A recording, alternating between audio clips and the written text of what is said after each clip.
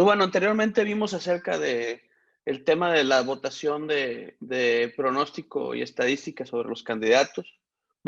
Hablamos sobre la homologación de las bases de datos.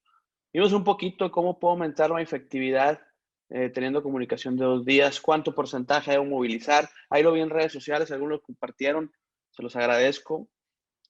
Vamos a dar un repasito antes de irme con bases de datos, a los términos más usados en el tema del Big Data electoral y en las bases de datos que se usan para las elecciones.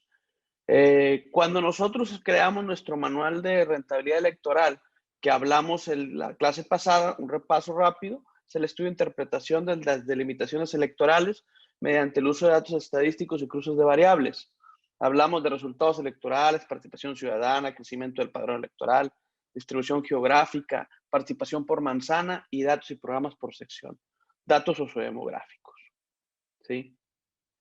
Cuando hablamos de prioridad por rentabilidad, ese glosario, ese es bueno, guárdenlo, es analizar aquellas secciones donde históricamente y por la relación entre el listado nominal, participación y promedio histórico son de importancia para ser recorridos en orden estratégico. Siempre manejen la palabra prioridad por rentabilidad.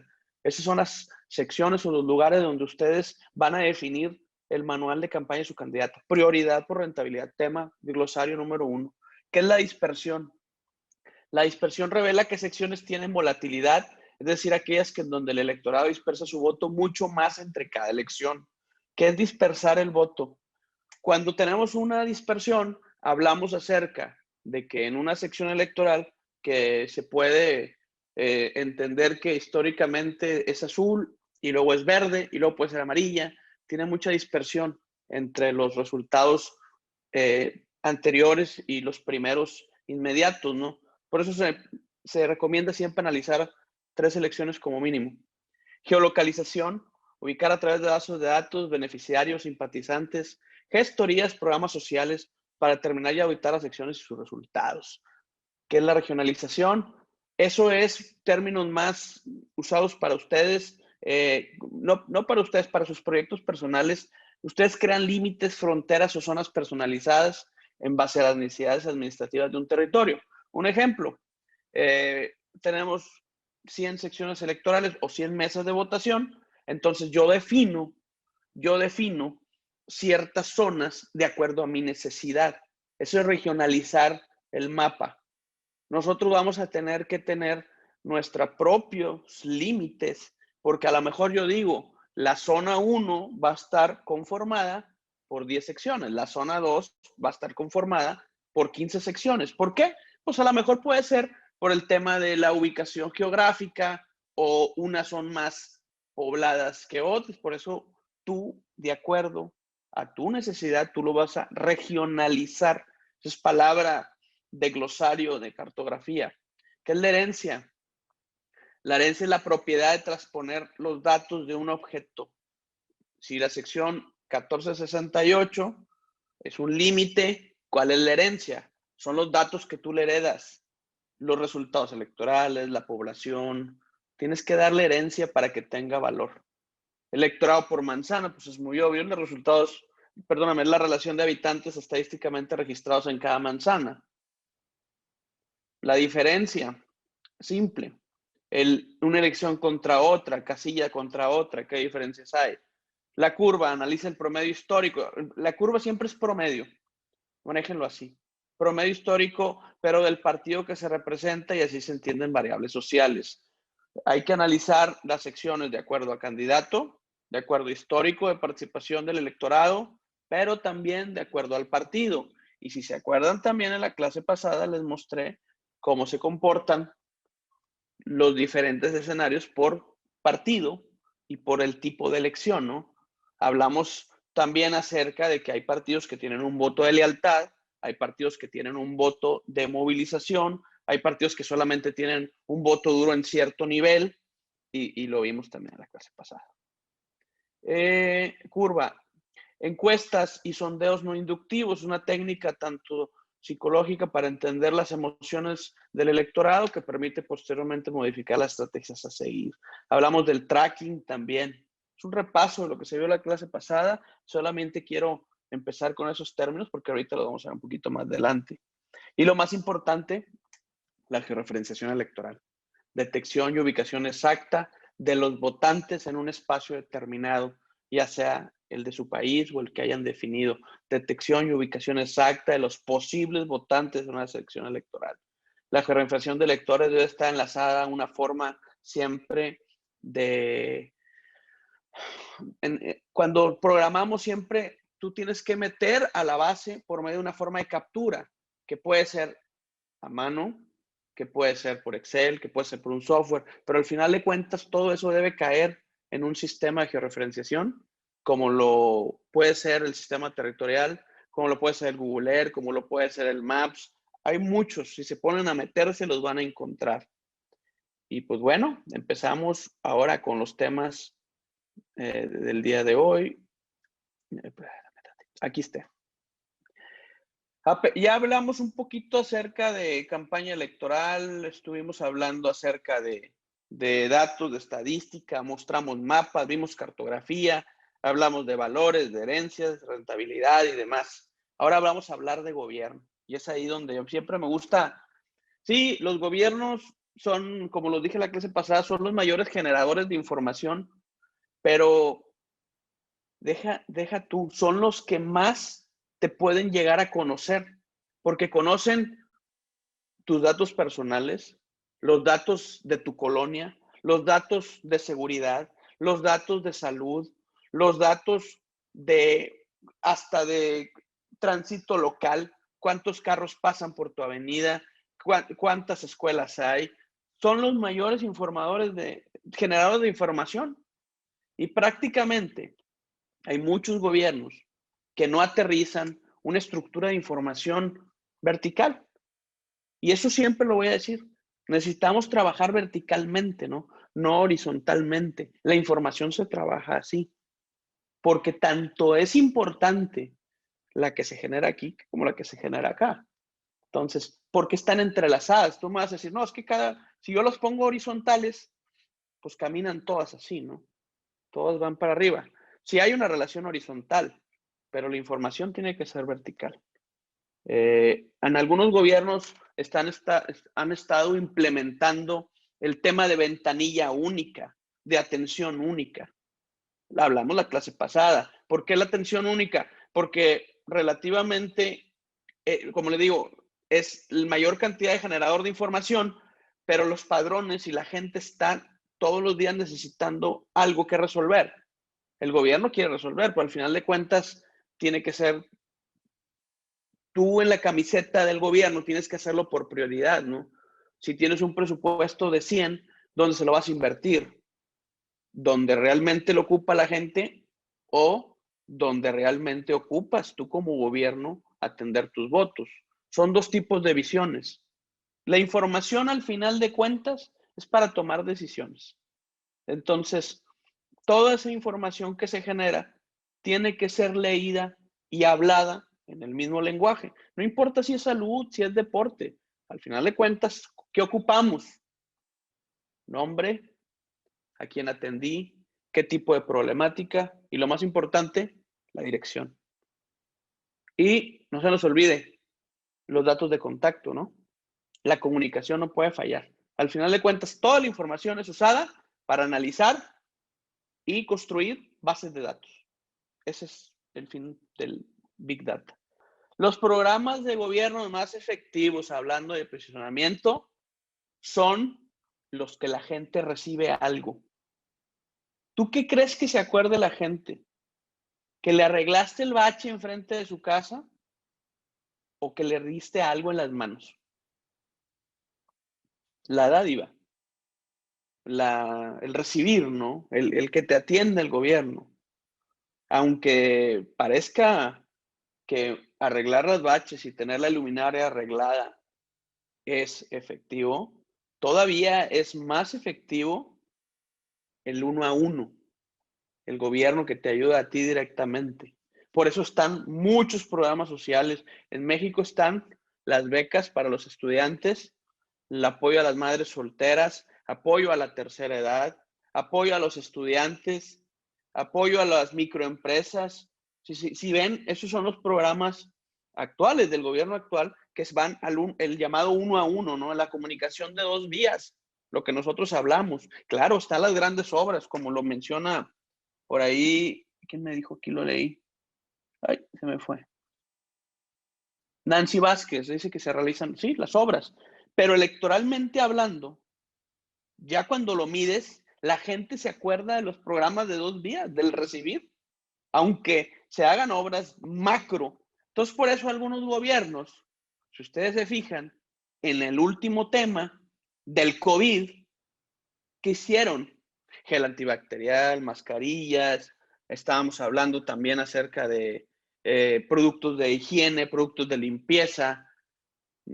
Hicieron un tema 1 a 1, porque es el que da. Electoralmente te da, se te queda y dices, bueno, a mí me ayudó el gobierno. Entonces tú ves los temas como la luminaria y como el bacheo, como el drenaje, como un tema obligatorio. Si no lo haces, te quejas también. Pero posicionamiento, esa es la palabra que les puse, el posicionamiento es el que te queda en el 1 a 1. ¿Cómo se debe administrar y controlar? Eso es la auditoría, lo hablamos la clase pasada. Nosotros siempre llegamos a tener un padrón electoral, un padrón de detección, un padrón que puede llegar a tener un 100%, ¿no? Ya quedamos que tenemos que auditar entre el 50 y el 75% para mover mínimo el 25%. Son números reales, son números alcanzables. Hoy me tocó, no voy a decir marcas porque pues ese es un tema de que tengo que cuidar la información de mis clientes y de mis colegas, pero me tocó una presentación de una movilización que quieren hacer para el 2021 y me lo presentan y me dicen, oye David, queremos mover 150,000 votos. 150,000 votos es la meta movilizar y lo vamos a hacer con 800 personas. Ah, caray. Ok. Y las vas a contratar desde ya, tenemos 4 meses. Pues primero traerán mucha lana, imagínense. 800 personas de 1,000 pesos cada una por semana, pues son 800,000 pesos, ¿no? Digo, pues mi consejo fue, si tienes esa cantidad de dinero, pues mejor contratas 1,000 y págales al final de cuentas, ¿no? Por una meta y pues te ahorras prácticamente toda la campaña, ¿no? Entonces, no es nada más multiplicar y dividir entre el número de que ocupas entre 20 y de ahí sale, ¿no? El concepto de movilización, ¿no? Acuérdense que hay elecciones que solo moviendo la mitad de tus prioridades sale la elección. No puedes o no podemos tomar decisiones en base a supuestos.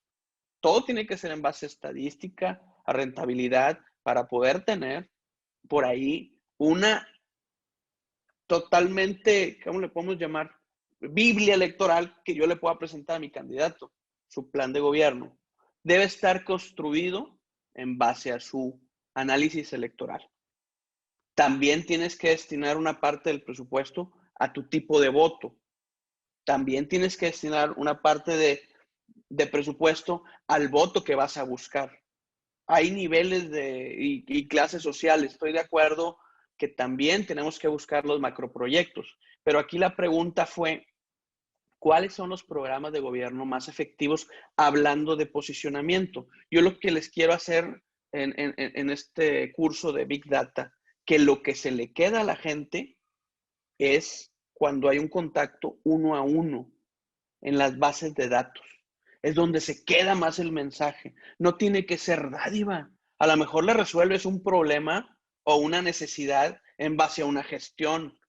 Por eso les decía también acerca de las ventanillas únicas. Que se pongan el tema de atención a cliente. Si logran convertir gobiernos en atención a cliente, cambia, ¿no? Les puse el ejemplo la vez pasada de las tarjetas de crédito. Tú hablas para quejarte, pero al final de cuentas, pues ellos te tratan de llevar en un camino de gerencia, ¿no? De atención a cliente. También hay que ver algo. ¿De quién te vas a acordar tú en tu cumpleaños? ¿Del que te habló? ¿Del que te escribió? ¿O el que no te escribió? Eso somos nosotros, somos personas, buscamos ahí viene Jaime, dice un vínculo emocional fuerte. Eso es lo que les trato de transmitir. Hay que generar ese comunicación de dos vías que se ha perdido. Pues cuando tú te buscan en Facebook, tú tienes que responder. Hay candidatos que me ha tocado asesorar y me dicen, no, es que yo no quiero que me pidan, es que no tengo presupuesto, no puedo contestar que me estén pidiendo. Discúlpame, pero eres el gerente a cargo. Te tienen que tener, tienes que tener un rol empático, como dice Ramón, para resolver ese tipo de respuestas. Tú tienes que contestar y tienes que atender. Esa es la llamada comunicación que se ha perdido. Hay que ser muy responsable al responder. Entonces, tratemos que nuestros equipos se conviertan en atención al cliente. ¿Por qué? Porque los números te dicen que las gestiones que más se quedan son las que le resuelves, papá. Si le vas a arreglar la luminaria, encárgate de que se entere que la arreglaste. No nomás llegues y cambies el foco y ya, listo. Porque la persona va a salir mañana, ya está prendida, vámonos. En cambio, si le dices, si llevas control de tu base de datos y tienes comunicación con tu base de datos, es decir, ¿cómo estás, David? Llamaste hace 2 días para hacer la solicitud del gobierno que te arregla la luminaria, ya quedó arreglada. ¿Alguna otra duda? No, hombre, cállate. Eso es el 1 a 1. El 1 por 1, el cuadrado, el metro cuadrado que me pusieron ahí. El ser como la gente misma, se convierte en perfiles, bitácoras, o respuestas. La emoción es una fuerte importante de votos. Una vez que conectas con el ciudadano, se te otorga una ventaja implícita. Yo todavía me acuerdo a veces de un programa donde les daban a los niños un cuaderno para pintar. Un cuaderno para pintar, ¿cuánto puede costar? Pero el alcalde se los dio a todos por la época del COVID. Él no dio gel antibacterial porque no había presupuesto, no dio toallas sanitizantes. Entonces, él dio un cuaderno que le ayudó a la familia a que el niño se distrajera. Tuvo una conexión con lo que más apreciamos nosotros. Entonces, ahorita es el alcalde que repartió cuentos, que repartió un tipo de libro para que se lo pudieran quedar. O sea, antes de pasar a los temas prácticos, ¿qué son las bases de datos? Es un conjunto fácil de información que se relaciona entre sí, que está almacenada y organizada de forma sistemática para facilitar su preservación, búsqueda y uso. Las bases de datos han evolucionado tras los avances informáticos. Sí, estoy compartiendo pantalla, sí. Informáticos y electrónicos, pues, un sistema analógico, un sistema digital. Esto pasa en muchos lados. Las bases de datos o lo que van generando lo hicieron algunas veces en el Word, unos los tienen en papel, unos los tienen en PDF. Entonces tú tienes que encontrar la manera de trabajarlas. Por eso les encargué una tarea con fines prácticos que ahorita lo vamos a hacer. El objetivo de las bases de datos es facilitar el uso y acceso a la información, de ahí que sean ampliamente utilizadas en el sector empresarial, público y científico, así como en bibliotecas y otros. Ejemplos de bases de datos, bases públicas, búsquenle. Miren, en México, voy a hacer paréntesis, me cambio de compartir pantalla, me voy. Creo que está en Safari por aquí. Aquí está. Espérame tantito. Voy a compartir pantalla. Aquí está. Mire, por ejemplo, en México. Ahí se las pongo. Go.mx. Hay una página exclusivamente para datos abiertos. Todas las bases de datos que se generan en el gobierno. Busquen en sus países. Ahorita puse el mío. En sus países tiene que haber. Hay que echarle un ojo. Hay varias categorías. Yo puse la geoespacial porque es la que me interesa a mí georreferenciar. ¿Cómo las detectamos? Las principales extensiones son .shape, .chp, .kmz, .kml. Son las que puedes exportar, importar directamente al Google Earth Pro. Y miren todas las que hay, por ejemplo. Datos geográficos de las tierras de uso común por estado. Datos geográficos perimetrales de los núcleos agrarios. Datos geográficos de las tierras. Zona de asentamientos humanos. Hay un sinfín de información que es pública. También tenemos de este lado la información electoral. En el país de México es el Instituto Nacional Electoral. Y aquí vienen por estado, viene el mapa en PDF, que normalmente la gente lo baja para tenerlo en el celular, pero de este lado están los puntos shape, que son para el Google Earth Pro. O para cualquier otro sistema de cartografía, ¿eh?